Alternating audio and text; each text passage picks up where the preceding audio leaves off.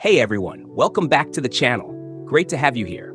Mass deportations of undocumented immigrants in the United States could have profound economic implications, affecting various sectors and the overall economic landscape. Labor market disruptions.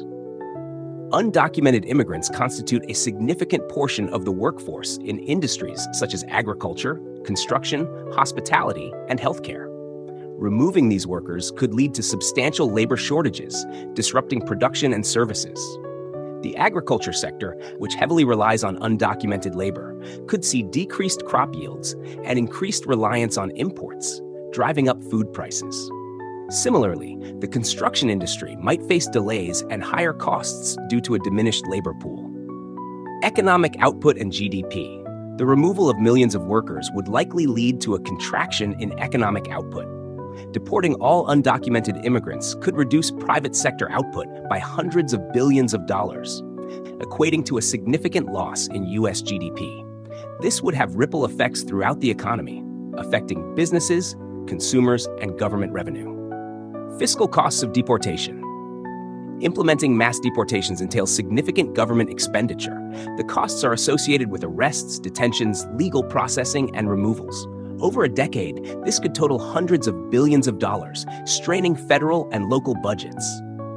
Such expenditures could divert funds from other crucial areas like education and infrastructure development. Impact on social services and demographics. Undocumented immigrants contribute to programs like Social Security and Medicare through payroll taxes, despite not being eligible for many of the benefits. Their removal could exacerbate the financial strain on these programs, potentially reducing benefits for retirees. Additionally, many undocumented immigrants have U.S.-born children. Mass deportations could result in family separations, increasing the number of children entering the foster care system and placing additional burdens on social services. Inflationary pressures. Labor shortages in key industries could lead to increased wages as employers compete for a limited pool of workers. While higher wages might benefit some workers, they could also contribute to inflationary pressures, raising the cost of goods and services across the economy. For example, reduced labor availability in agriculture and construction could increase food and housing costs. Historical context and lessons. Historical instances of large-scale deportations have had adverse economic effects.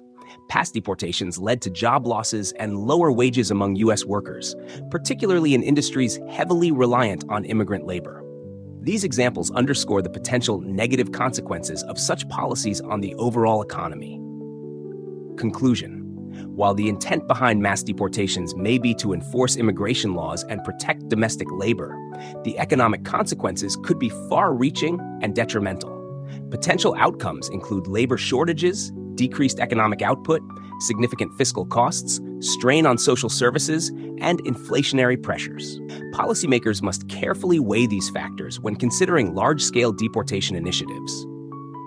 Balancing immigration enforcement with economic stability and social well-being remains a crucial challenge for the United States.